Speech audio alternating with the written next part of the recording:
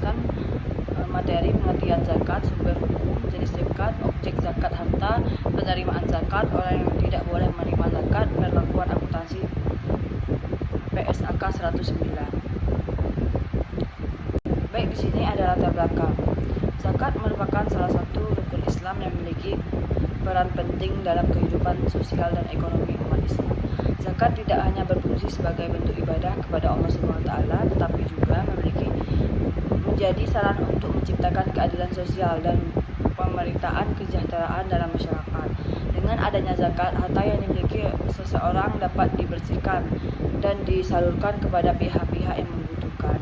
Dalam perkembangan ekonomi Islam modern, zakat menjadi instrumen yang sangat penting dalam membantu mengurangi kemiskinan, meningkatkan kesejahteraan masyarakat, dan memperkuat solidaritas sosial antarumahan.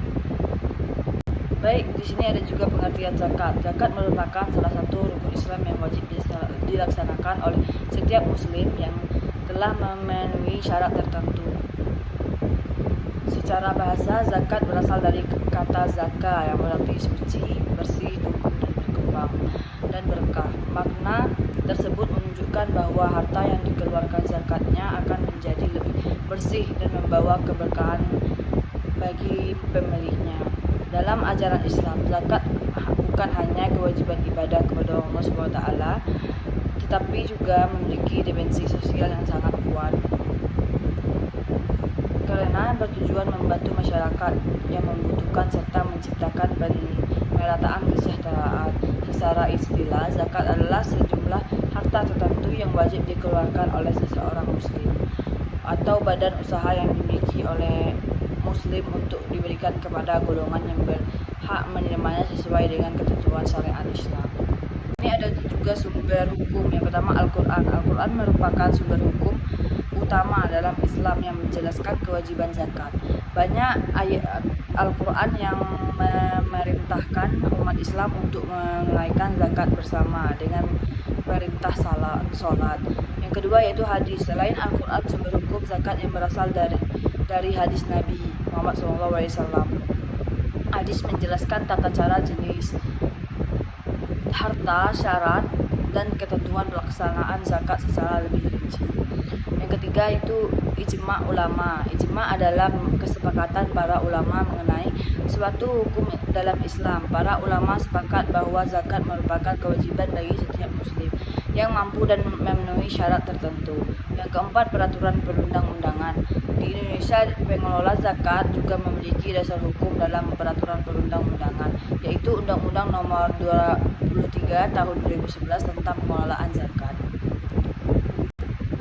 Di sini juga ada jenis zakat. Yang pertama, zakat fitrah. Zakat fitrah adalah zakat yang wajib dikeluarkan oleh setiap muslim menjelang hari raya Idul Fitri. Zakat ini bertujuan untuk menyucikan jiwa orang yang berpuasa dari perbuatan dan perkataan yang kurang baik selama bulan Ramadan, serta membantu fakir miskin agar dapat merasakan kebahagiaan pada hari raya.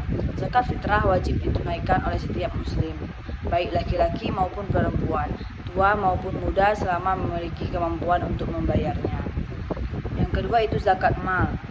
Zakat mal adalah zakat yang dikenakan atas harta kekayaan yang dimiliki seseorang atau badan usaha yang telah memenuhi syarat tertentu seperti mencapai nisab dan haul.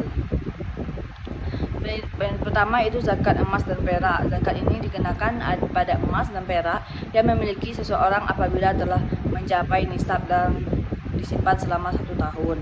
Yang kedua yaitu zakat perdagangan. Zakat perdagangan dikenakan pada harta yang digunakan untuk kegiatan usaha atau perdagangan. Perhitungan zakat dilakukan berdasarkan keuntungan dan nilai aset perdagangan yang dimiliki selama 1 tahun.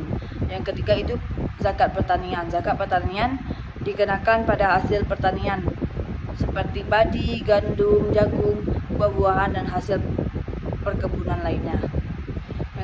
Yang keempat yaitu zakat peternakan. Zakat peternakan dikenakan pada hewan ternak seperti kambing, sapi, dan unta. Yang kelima itu zakat penghasilan atau profesi. Zakat profesi merupakan zakat yang menghasilkan yang diperboleh dari pekerjaan atau profesi seperti gaji pegawai, honorarium, dan atau pendapatan jasa lainnya.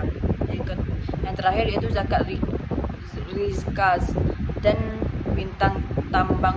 Zakat rizka dikenakan pada hari harta atau barang berharga yang ditemukan dan berasal dari zaman dahulu. Objek zakat harta. Di sini ada objek zakat harta yang memiliki 5 ketentuan. Yang pertama, emas dan perak. Emas dan perak merupakan salah satu objek zakat yang paling utama dalam Islam. Zakat dikenakan pada emas dan perak yang disimpan atau memiliki sebagai kekayaan. Yang kedua itu harta perdagangan. Harta perdagangan adalah sebuah aset yang digunakan untuk kegiatan jual beli dengan tujuan memperoleh keuntungan. Objek zakat perdagangan meliputi barang dagangan, aktivitas pertanian dan perkebunan. Hasil pertanian dan perkebunan juga termasuk objek zakat harta karena memiliki nilai ekonomi dan dapat memberikan keuntungan bagi pemiliknya.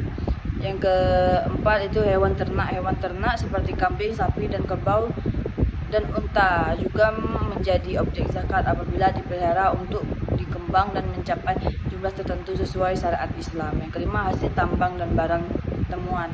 Hasil tambang seperti emas, minyak bumi, batu bara, dan mineral lainnya termasuk objek zakat karena memiliki nilai ekonomi yang besar. Prosedur penyusunan anggaran. Di sini ada 2. Yang pertama itu bagian administrasi. Bagian administrasi merupakan fungsi yang memegang peranan yang sangat penting terhadap pencapaiannya pelancaran usaha, kegiatan maupun aktivitas yang dilakukan oleh perusahaan atau organisasi. Yang kedua, bagian keuangan. Bagian keuangan mempunyai tugas melakukan pengontrolan terhadap keuangan perusahaan.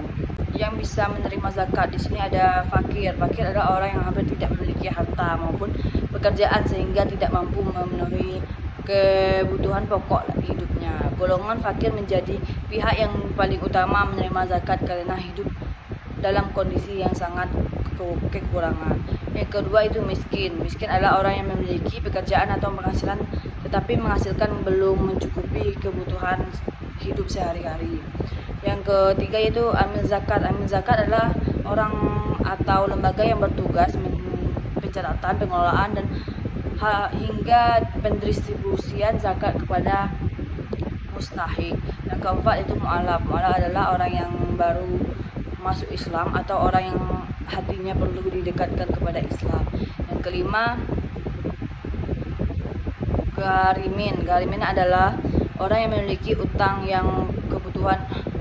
untuk kebutuhan yang dibenarkan dalam syariat Islam dan tidak mampu melunasinya. Misalnya seseorang yang berutang untuk biaya pengobatan, pendidikan, atau kebutuhan hidup mendesak.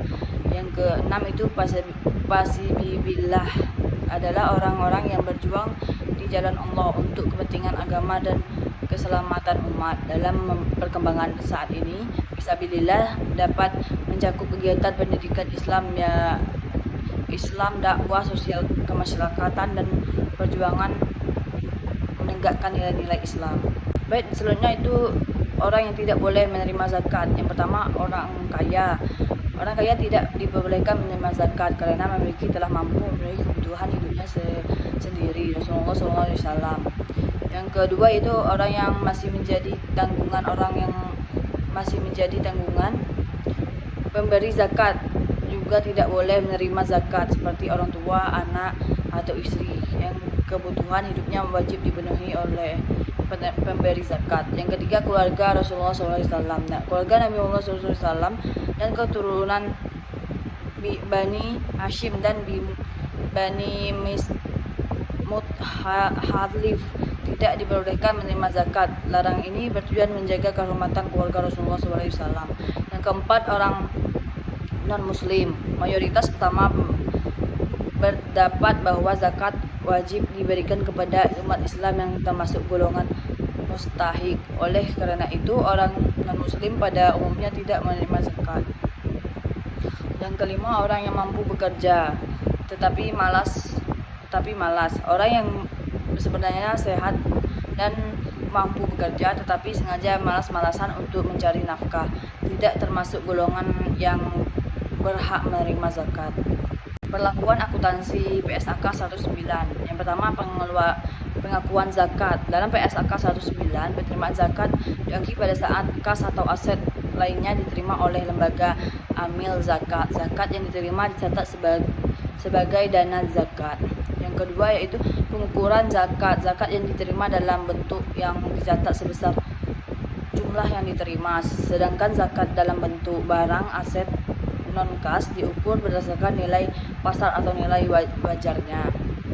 Yang ketiga, penyaluran zakat. Dana zakat yang disalurkan kepada mustanik diakui sebagai pengukuran, dan zakat menyeluruh dapat dilakukan dalam bentuk uang, barang maupun program pemberdayaan masyarakat. Yang keempat, penyajian laporan keuangan PSAK 109 mengatur bahwa lembaga amil zakat harus menyajikan laporan posisi keuangan, laporan perubahan dana, laporan arus kas, dan catatan atas laporan keuangan. Yang kelima itu pengungkapan lembaga amil zakat wajib mengungkapkan informasi mengenai sumber penerimaan zakat, kebijakan penyaluran, jumlah dana yang disalurkan, serta program-program yang dijalankan. Baik, di sini bisa disimpulkan zakat merupakan salah satu rukun Islam yang memiliki fungsi ibadah sekaligus sosial, ekonomi, dan dalam kehidupan umat Islam. Zakat memiliki dasar hukum yang kuat dari Al-Quran, hadis, ijma ulama, serta peraturan perundang-undangan yang berlaku. Jenis zakat terdiri dari zakat fitrah dan zakat mal yang dengan sebagai objek harta seperti emas, perdagangan, pertanian, peternakan, penghasilan, dan investasi yang wajib dizakati apabila telah memenuhi syarat tertentu. Penyaluran zakat diberikan kepada golongan yang berhak menerimanya seperti fakir, miskin, amil, mualaf, garimin, dan fisabilillah. Sedangkan orang kaya, keluarga yang menjadi tanggungan, serta pihak tertentu lainnya tidak dibolehkan menerima zakat. Yang dapat saya sampaikan, apabila ada salah kata saya mohon maaf. Wabillahi taufiq wal hidayah. Wassalamualaikum warahmatullahi wabarakatuh.